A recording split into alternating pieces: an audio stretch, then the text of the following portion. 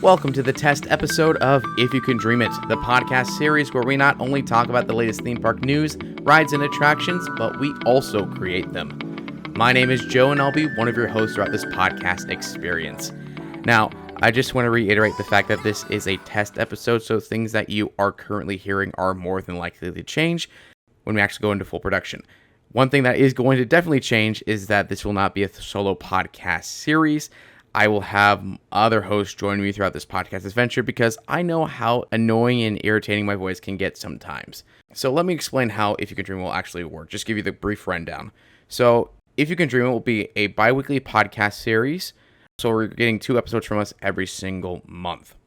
I'm currently right now playing around with how exactly I want to format that series. There's 1 or 2 ways. So If You Can Dream It will have 2 segments in it. The first segment will be our water cooler talk with theme parks, where we talk about the news, talk about any rides that are upcoming, as well as experiences, or if we've already experienced said rides or experiences, we'll give you our brief take on it. That'll be our first segment called General Track Talk, and our second segment that we'll have for this podcast will be our Blue Sky pitch sessions. With this test, I'm kind of playing around with how I want to format that, whether I want to dedicate General Track Talk to its own episode and Blue Sky Pitches to its own episode, or just combine the 2 into 1 full episode. So for this test, you are going to be hearing it both as General Track Talk and Blue Sky Pitches as 1 episode. All right, with that out of the way, let's do some General Track Talk.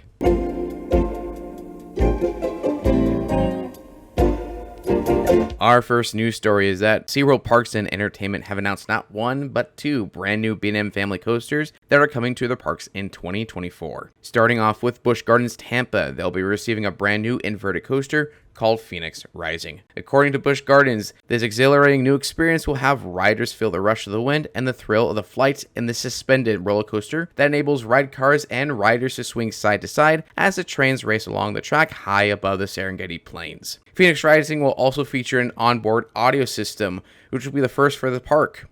As far as specs go for this coaster, top speed is looking to be around 44 miles per hour and will have a minimum height requirement of 42 inches. Now, anytime a roller coaster can add an onboard audio system, I'm all for it. I love it on Hulk, I love it on Disneyland's version of Space Mountain, and I especially love it on Guardians of the Galaxy Cosmic Rewind. It just adds to the total experience. Jumping down to SeaWorld Orlando, they had just announced a new attraction called Penguin Trek. Now, this will be a family indoor-outdoor launch coaster where you'll race on snowmobiles through the vastness of Antarctica at speeds of 43 miles per hour. You'll navigate through twists and turns and narrowly escape a crumbling icy cavern, all to find a real penguin habitat at the end. The minimum height requirement for this attraction will be around 42 inches. Now, what's interesting about Penguin Trek is that it will be replacing the semi-abandoned Antarctica Empire of the Penguin. Now, if you're not familiar with Empire of the Penguin, this was Orlando's first trackless dark ride. It opened in 2013 and ran all the way till the closures for the pandemic in 2020. Curious about this one is that once the park was able to reopen, Empire of the Penguin didn't open with the park. The only thing that was operating for that section of the park for Empire of the Penguin was the queue space as well as the Penguinarium. The actual dark ride portion was completely shuttered. SeaWorld never gave an actual explanation to why that was occurring, leading the guests to formulate their own speculations. I've heard everything from the internal ride mechanics were just broken beyond repair and that was too expensive to fix, all to the cleaning chemicals they would need to use to clean the vehicles for the COVID procedures were just too harmful for the penguins. Again, SeaWorld never released any formal statements to the current status of Empire of the Penguin until now. So if you are a fan of Empire of the Penguin, I'm sorry to tell you that your ride is permanently closed. So let's pour one out for Puck, shall we? All right, jumping into our next news story. Recently, Disney held its Destination D23 here in Orlando. They did announce a couple of things that are coming to the park pretty soon, but they also did announce a couple of Blue Sky pitches. So theoretical things that may or may not be coming to the park at any time soon. So let's just stick with the things that are for sure coming to the park very soon. First up, Journey of Water, inspired by Moana, the new walkthrough attraction over at Epcot, finally got its opening date of October 16th. Previously, it was only open for cast member previews as well as annual pass holder and DVC previews, but right now it is going through soft openings. So if you're in Epcot at any time between October 6th and the 15th, be on the lookout. It is operating on various days. Just double check the My Disney Experience app if you want to partake in the soft opening for Journey of Water, so you can learn about the water cycle as well as conservation. Sticking with Epcot, are you a fan of construction walls? If not, well, I have good news for you. Disney just released that they are planning on getting rid of those construction walls sometime in December, trying to open that center of the park. So with the brand new festival center, the Dreamers Point statue with Walt, and a couple of fountains, I believe, that should be opening sometime in December. They didn't give us a clear date, but it's finally good to see those construction walls come down after 3 to 4 years. Around that same time, Epcot will also be debuting its brand new nighttime show called Luminous Symphony of Us, which will be debuting on December 5th. Based on the concept art that we've gotten, which again, with concept art, please take it with a huge grain of salt, as everything is more than likely to change. It looks like it's going to be a Harmonious 2.0, minus the barges.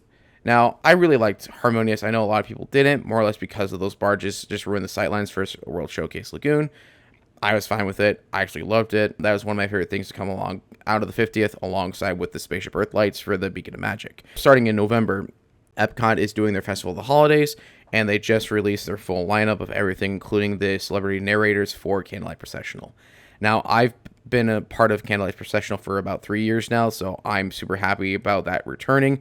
And so the narrators that we do have, just to name off a few, the returning folks we have is Neil Patrick Harris, Simu Liu from last year, and then brand new this year, which I'm super excited for, and a lot of people are as well, will be Brendan Fraser. So if you plan on being in the Walt Disney World area for Christmas, I would recommend coming to Candlelight at least once. It is such a phenomenal program. It's one of my favorite things to do as a cast member there.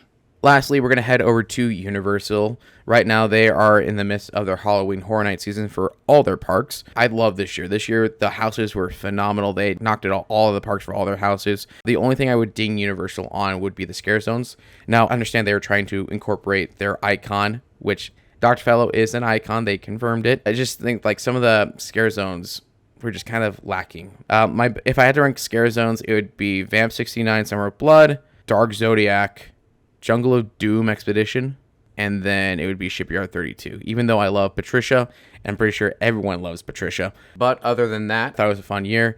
The one reason that I'm talking about Universal and Horror Nights in general right now is that Universal has come under a lot of fire from the HHN community, saying that this year was not only oversold, but overcrowded. And I can understand that. The IPs this year were just outstanding, because you had everything from Stranger Things, Last of Us, Chucky, The Exorcist Believer, and Universal Monsters. Those were all knockouts.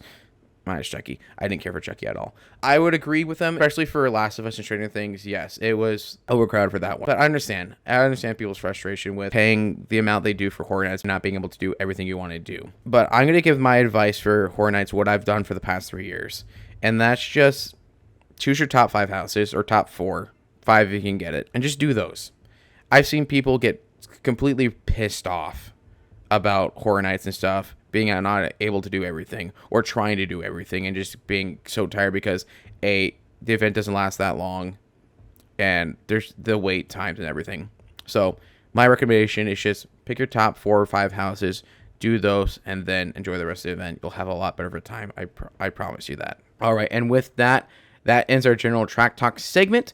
So we're going to jump into our Blue Sky pitches.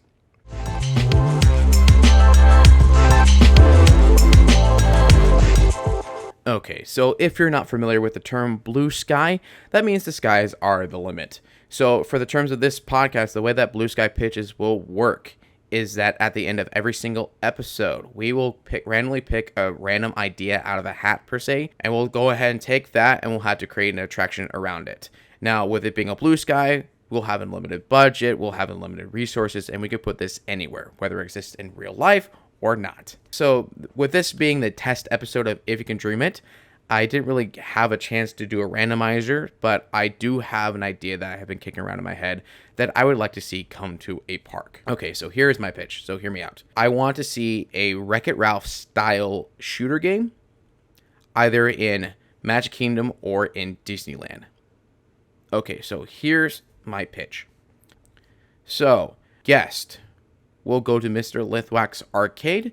Now, if you're not familiar with Wreck-It Ralph, Mr. Lithwack is the actual owner of the arcade where Ralph's game resides. Guests will enter Mr. Lithwack's arcade. You'll have arcade machines from like the 1970s all the way up to like, we'll say 2010, just to be a good range. Now, this will be a legitimate working arcade, so if you'd like to stay in there all day, you potentially could. So it'd be a little bit throwback to Starcade. For the actual attraction itself, the story goes is that guests will be transported from Mr. Lithwack's arcade and be changed into surge protectors because they'll be brought into Game Central Station. Now, the guests will be surge protectors in training, so this will be their first day on the job. And during their orientation, cybugs from the game Hero's Duty escape and start wreaking havoc, not only in Game Central Station, but in neighboring arcade machines. So, with the help of Fix-It Felix Jr. and Sergeant Calhoun, you'll go and hunt these cybugs down and what we call our surge protector vehicles. Now, these surge protector vehicles will use the same trackless ride system that is used currently on Mystic Manor, and they'll also be using the laser guns from Buzz Lightyear's Space Ranger's Spin. Basically, the way this game will work is that we'll use the gameplay a little bit like Toy Story Mania, where each arcade will be a different style of game, and you'll have different projectiles that you're using. So think of it more like Star Tours as well, where you'll visit at least two different arcade games and then visit one final game world. So of the game worlds that you can visit, they had a Dance Dance Revolution style game. So instead of the projectiles you'll be firing would be the dance arrows. There will be a tappers level, so you'll be slinging like root beer mugs and everything at the cybugs and everything, all the way up to, I'll say, a Guitar Hero, like a music hero game. So that all culminates into heading into Sugar Rush, where you'll be protecting Vanellope along with the other racers from cybugs, leading up to a final boss level with King Candy Turbo Cybug. Then once you finally take them down, the race will end. Guests will be promoted at the very end of the attraction to full-time surge protectors, and they will also be accommodated based on how well they do, with either an 8-bit trophy, a ring from Sonic, or the medal that Vanellope gives Ralph. And that is my blue sky pitch for you for a Wreck-It Ralph style shooter game over in Magic Kingdom and Disneyland. And that brings us to the conclusion of this test episode of If You Can Dream It. My name has been Joe, and I've been your host today, and I just want to thank you all for listening to this test episode.